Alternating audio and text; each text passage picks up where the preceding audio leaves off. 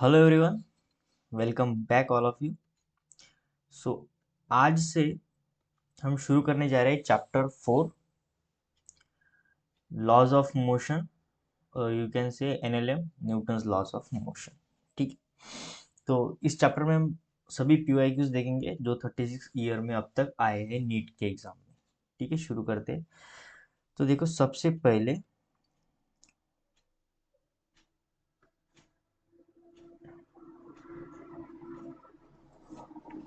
Question number 1 ध्यान से पढ़े। 2017 में क्वेश्चन आया था।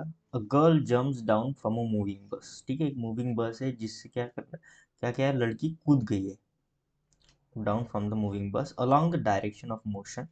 जो मोशन मतलब बस की डायरेक्शन थी उसी बस के अलोंग, टिल्टिंग स्लाइटली फॉरवर्ड। ठीक है, अगर ये सरफेस है, ठीक है,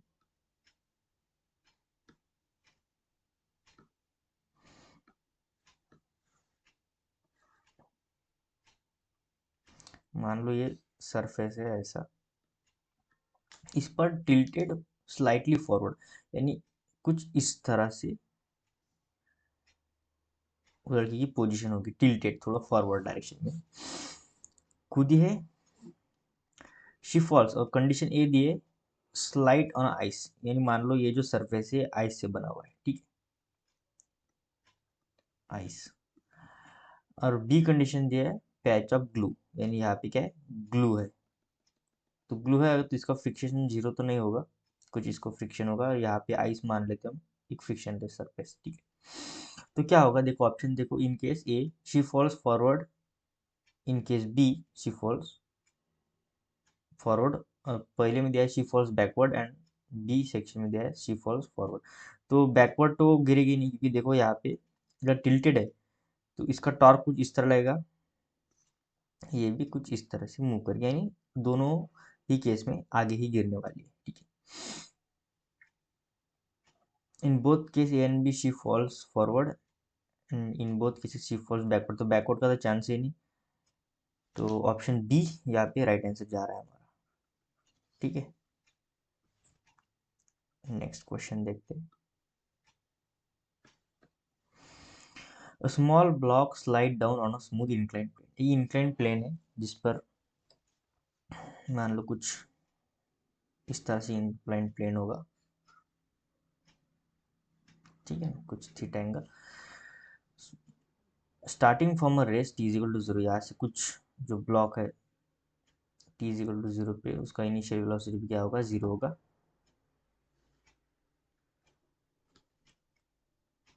इक्वल्स टू जीरो। और उसने कुछ एस एन डिस्टेंस क्या है,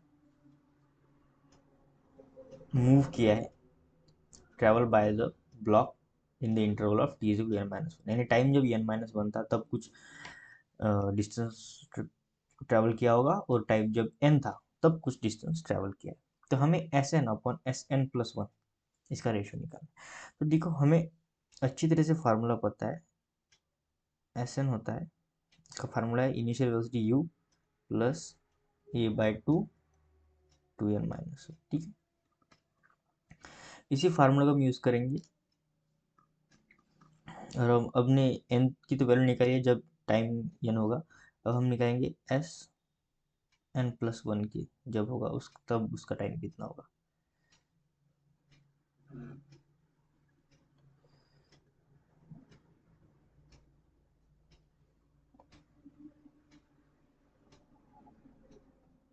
ये जगह यू प्लस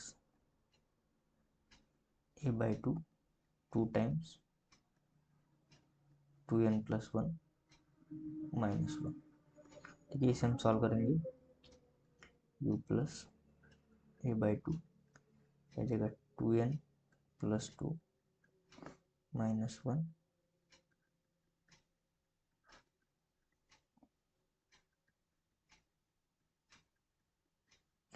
जगह टू एन प्लस वन।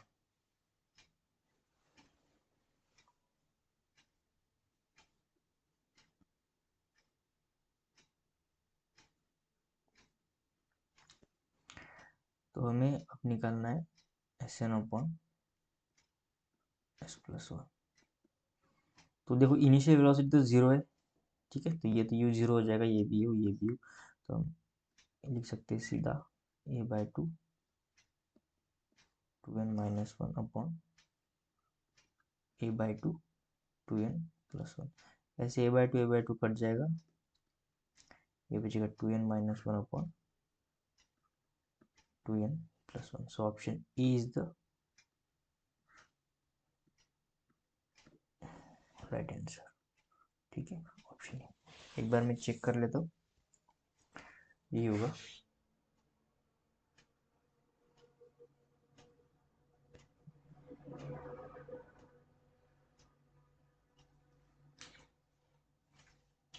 ठीक है, थोड़ा सा मुझे कंफ्यूजन था इसमें।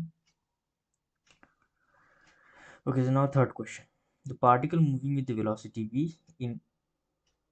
v acts by the three forces shown the vector triangle PQR। ठीक है, P से Q, Q से R, the velocity of particle v। अब देखो ये वेलोसिटी का थ्री फोर्सेस हमें दिए हैं, जो कि अलॉन्ग का इस ट्रायंगल के अलॉन्ग लग रहे हैं, यानी P से Q लग रहा है।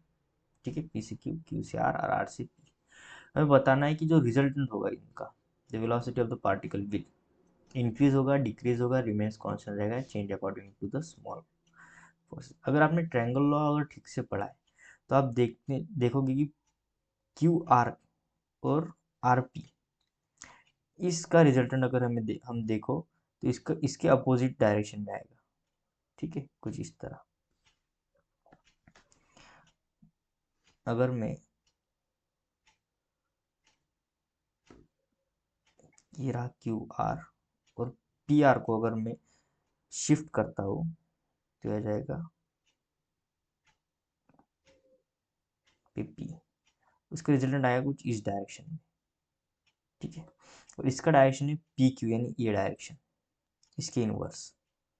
तो ये क्या करेगा, इस फोर्स को बैलेंस ही कर देगा।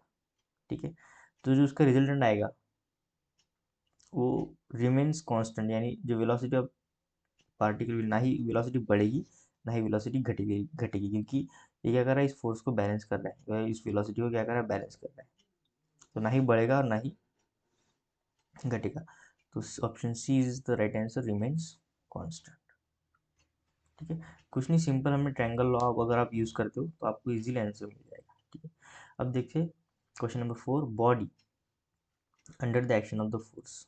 ठीक है, एफ फोर्स हमें दिया है, हम लिख लेते हैं F force 6i minus 8j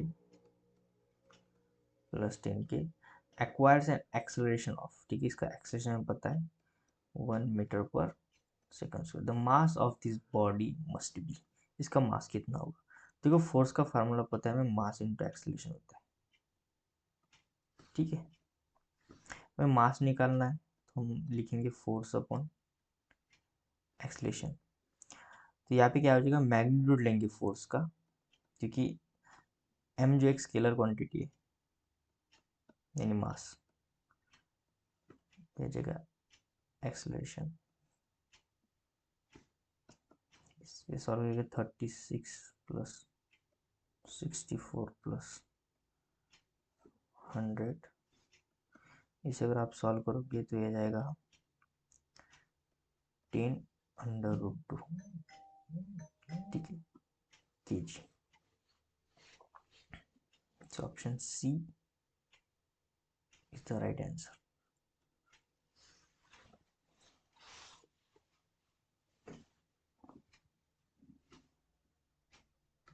Question number 5. Three forces acting on a body as shown in the figure. To have the resultant force only along the y direction, the magnitude of the minimum addition force needed. हमें क्या करना है, अगर सिर्फ y direction में ही force चाहिए, ठीक है, सिर्फ y डायरेक्शन में फोर्स चाहिए, तो बैलेंस करने के बाद, यानी एक्स एक्सिस में अगर मैं बैलेंस करूँ तो क्या क्या हो जाएगा, वो रिजल्टेंट फोर्स बैलेंस हो जाएगा और सिर्फ बचेगा वाई एक्सिस। तो एक्स एक्सिस में कितना फोर्स ऐड करना पड़ेगा ताकि एक्स एक्सिस बैलेंस हो जाए और सिर्फ वाई एक्सिस में फोर्स बच जाए। ठीक है, देखो मैं इसके डायरेक्ट निकाल लेता हूँ सबसे पहले।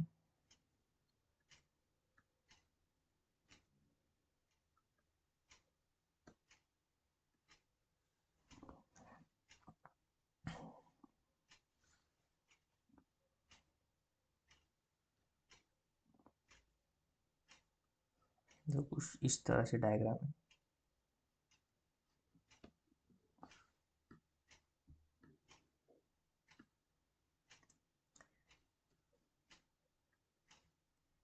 एक फोर्स है जो कि 1 न्यूटन है, दूसरा फोर्स है जो कि 4 न्यूटन है, यहाँ पे ये रहा 2 न्यूटन का फोर्स। ठीक है, यहाँ पे एंगल दिया है हमें 60 डिग्री, और ये रहा 30 डिग्री। ये है 4 न्यूटन, ये 1 न्यूटन, और ये है 2 न्यूटन। अगर आप ध्यान से देखो तो ये जो फोर्स है ना, ये फोर्स 4 न्यूटन है, 2 न्यूटन है। ठीक है, अपोजिट डायरेक्शन में है तो सिर्फ इस डायरेक्शन में 2 न्यूटन बचेगा। ठीक है ना, 4 - 2 तो सिर्फ 2, यानी इस डायरेक्शन में जहाँ जिस साइड बड़ा फोर्स लग रहा है। तो मैं क्या करता हूँ, सिर्फ यहीं पर ही 4 न्यूटन का, आई मीन 2 न्यूटन का फोर्स ले लेता हूँ। ठीक, 2 न्यूटन, और इसे गायब कर देता हूँ। ठीक है, देखो ये रहा एक्स एक्सिस और ये रहा वाई एक्सिस। अब अगर मैं इसे कंपोनेंट लेता हूँ, ये 1 न्यूटन है। ठीक है, इसका कंपोनेंट आएगा 1 न्यूटन कॉस 60 डिग्री। ठीक है, और वाई एक्सिस के अलॉन्ग इसका कंपोनेंट चला जाएगा 1 न्यूटन साइन। ठीक है, साइन 60 डिग्री। उसी तरह इस 2 न्यूटन को, जो हमारा रिजल्ट आया अभी, इसको हम ब्रेक करेंगे। देखो इस तरफ थीटा है 30 डिग्री, तो ये आ जाएगा प्लस, इसी में प्लस आ जाएगा 2 न्यूटन कॉस 30, और इस डायरेक्शन के अलावा इसका एक आ जाएगा रिजल्टेंट, आ जाएगा 2 न्यूटन साइन 30। अब हमें क्या चाहिए, सिर्फ वाई एक्सिस में रिजल्टेंट फोर्स चाहिए। अगर वाई एक्सिस में रिजल्टेंट फोर्स चाहिए तो ये जो एक्स एक्सिस में रिजल्टेंट फोर्स है, ये दोनों कैंसिल होने चाहिए, यानी इक्वल अगर हो तभी वो कैंसिल हो जाएंगे।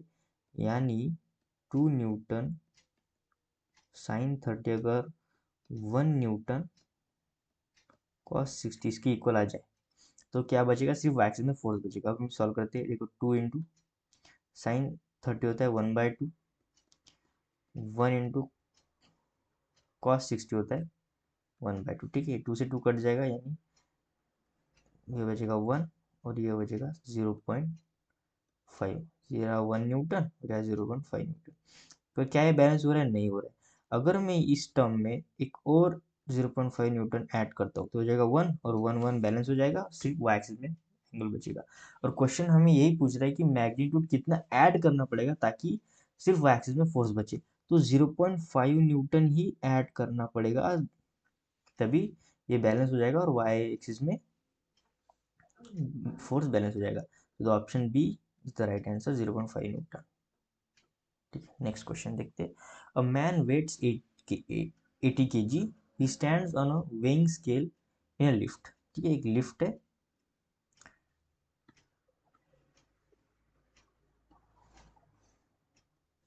मान लो कुछ इस तरह की लिफ्ट है।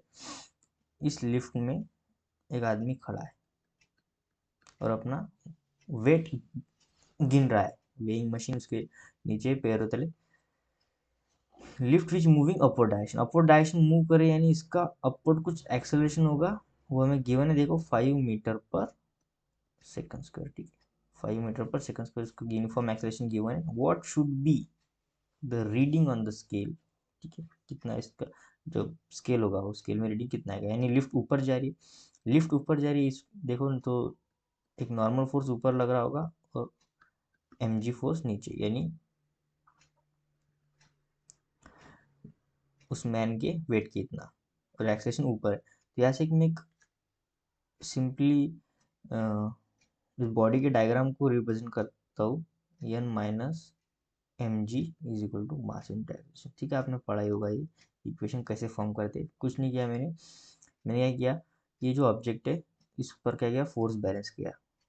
ठीक है, और वी कैन से दैट कि हमने एक फ्री बॉडी डायग्राम हमने निकाली है।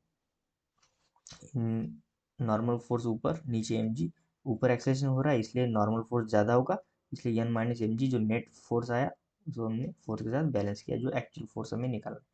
ठीक है, तो ये हो जाएगा एन, ये हम कॉमन आ जाएगा, ये हो जाएगा जी प्लस ए। तो इसका वेट है 80 kg, तो 80 जी आएगा 10 और 5 मीटर पर सेकंड। ये रहा आपका एक्सलेशन जो कि गिवन है, तो 80 इंटू 50। ठीक है,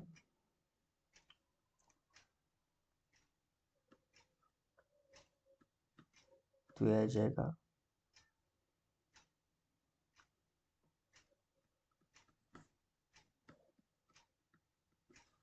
1200 न्यूटन। ठीक है, so option D is the right answer. उसने किया सिंपल कैलकुलेशन। ठीक है, अब next is the cricketer catch a ball of mass 50 ग्राम। ठीक है, एक बॉल का मास हमें दिया है 150 ग्राम, तो मैं अगर तो इसे कन्वर्ट कर लेता हूँ केजी में, क्या आंसर हमें न्यूटन में निकालना है 1000 kg। टाइम दिया है हमें 0.1 second, moving with the speed, इसकी वेलोसिटी पता है 20 meter per second, then he experience force of. तो क्वेश्चन देखो एक बार फिर से पढ़ लेते, क्या है question. Cricketer catch a ball, ठीक है, क्रिकेटर क्या करता है, बॉल को कैच करे, उसका मास दिया है, टाइम दिया है, उसकी वेलोसिटी दी है, then experience force, experience force. तो कितना फोर्स एक्सपीरियंस करेगा, तो जितना मोमेंटम होगा बॉल का उस उतने उतना ही वो अगेंस्ट मोमेंटम लगाएगा, तभी बॉल क्या हो जाएगा, उसे कैच कर पाएगा, यानी उसकी वेलोसिटी जीरो होगी। और जितना मोमेंटम में चेंज आता है टाइम के साथ वही फोर्स होता है, तो उतना ही फोर्स उस पर लगेगा। ठीक है, तो फोर्स का फार्मूला होता है change in momentum with respect to change in time. ठीक है, so final momentum minus initial momentum upon change in time. अब फाइनल में अगर बॉल रुक रहा है तो उसका मोमेंटम हो जाएगा जीरो फाइनल, क्योंकि क्रिकेटर उसे कैच कर रहा है, तो उसकी वेलोसिटी जीरो हो जाएगी और उसका मोमेंटम हो जाएगा जीरो। इनिशियल में उसका मोमेंटम था, तो उसका एम वी यानी मास था। देखो मैं एक स्टेप ज़्यादा लिख लेता हूँ। ठीक है, तो इनिशियल में उसका मास था 150/1000 kg इंटू उसकी वेलोसिटी है 20। ठीक है, और टाइम 0.1। इसे सॉल्व करते, जीरो से जीरो कट जाएगा, जीरो से जीरो कट जाएगा, तो 2 1 2, 2 5 10, 5 1 5, 5 3 50। तो बचा ऊपर बचा सिर्फ 3। 0.1 को मैं 1/110 लिख सकता हूँ, तो हो जाएगा -30 न्यूटन। -30 यहाँ पे मैं माइनस क्या बता रहा है, डायरेक्शन बता रहा है कि बॉल के डायरेक्शन के अपोज में वो एक जो प्लेयर है वो फोर्स लगाएगा। ठीक है, तो वो उतना ही फोर्स एक्सपीरियंस करेगा। तो हमें अगर सिर्फ मैग्नेट की मैं बात करूँ तो सिर्फ 30 न्यूटन, यानी option B is the right answer. उतना न्यूटन वो एक फोर्स को एक्सपीरियंस करेगा। ठीक है, अगर क्वेश्चन ये होता है कि वो कितना फोर्स लगाएगा, ठीक है, एक्सपीरियंस की बजाय वो कितना फोर्स लगाएगा ताकि बॉल को कैच करे, तो आ जाएगा -30 न्यूटन। ठीक है, तब हम माइनस साइन को यूज करेंगे, पर अभी हमें सिर्फ एक्सपीरियंस कितना किया वो ही पता करना था। ठीक है, सो तो आप question number 8, a force of 6 Newton acts on a body at rest of mass 1 kg. During this time the body attained velocity 30 metre per second, the time for which the force act on the body। ठीक है, 6 Newton का force है, force हमें given है 6 Newton, act on a body, body पे लग रहा है एट रेस्ट, यानी उसकी इनिशियल वेलोसिटी जीरो होगी, उसका मास गिवन है 1 kg। ठीक है, during this time the body attend velocity, तो कुछ टाइम के बाद बॉडी ने वेलोसिटी अटेंड की है जो है 30 मीटर पर सेकंड। ठीक है, यानी कुछ टाइम बाद 30 मीटर पर सेकंड वेलोसिटी है। The time for which the force act on the body, हमें टाइम निकालना है जब बॉडी फोर्स एक्ट करेगी। ठीक है, देखो तो फोर्स होता है मास इंटू एक्सलेशन। ठीक है, यहाँ से मैं एक्सलेशन निकाल सकता हूँ फोर्स अपॉन मास। फोर्स मुझे पता है 6 न्यूटन है और मास जो है वो है 1 kg। ठीक है, तो ये आ जाएगा 6 मीटर पर सेकंड को, इसका एक्सलेशन आ जाएगा। हमें काइनेमेटिक्स इक्वेशन पता है, v is equal to u plus 80। v पता है हमें 30 मीटर पर सेकंड, अभी कुछ टाइम बाद 30 मीटर पर सेकंड होगा। बॉडी पहले रेस्ट में थी, यानी ये आ जाएगा 0 इनिशियल वेलोसिटी। एक्सेलरेशन अभी हमने निकाला है, और टाइम हमें पता करना है जिस टाइम पे अगर इतनी वेलोसिटी हुई तो बॉडी कितना फोर्स एक्ट करेगा। तो यहाँ से आ जाएगा t इज इक्वल टू 30/6, 6×5 = 30, तो 5 सेकंड इसका आंसर आएगा। ठीक है, option B is the right answer, 5 second. Next देखते हैं question number 9। A 10 newton force is applied on a body, produce its acceleration. ठीक है, फोर्स पता है, एक्सेलरेशन पता है, मास। सिंपल फार्मूला है, यही अभी अभी रिपीट किया हमने। तो फोर्स होता है 10 न्यूटन, तो हो जाएगा 10 kg। ठीक है, option C. the force vector applied on a mass representing what will the mass of the body। Same अभी जो सेम क्वेश्चन किया है वही है, बस यहाँ पे वेक्टर फॉर्म में दिया है। तो हम क्या करेंगे, वेक्टर को सबसे पहले वेक्टर को सॉल्व करेंगे, इसका मैग्नीट्यूड पता करेंगे। ठीक है, तो इस जगह स्क्वायर कर दे सीधा सीधा, 36 64 हो जाएगा स्क्वायर का, उसका अंडर रूट करेंगे तो हो जाएगा 10√2। ठीक है, फोर्स हमें पता करना है, मास तो रहता है फोर्स अपॉन एक्सेलरेशन। फोर्स का मैग्नीट्यूड अभी हमने निकाला है, और एक्सेलरेशन हमें पता है 1, सो तो मास भी आ जाएगा 10√2 kg। ठीक है, इजी क्वेश्चन है। तो यहाँ पे हमने 10 सवाल कंप्लीट किए। नेक्स्ट लेक्चर में हम इसके आगे के क्वेश्चन देखेंगे, और इसी तरह हम हमारी प्लेलिस्ट को जारी रखेंगे। Thank you for watching this video. I hope आपको सभी क्वेश्चन अच्छी तरह समझ आ गए होंगे। अगर किसी भी प्रकार का कोई डाउट आपके पास है तो आप कमेंट में लिख सकते हैं, मैं ट्राई करूँगा मेरा बेस्ट देने का, और आपको आपका सॉल्यूशन ज़रूर दूंगा। ठीक है, थैंक यू।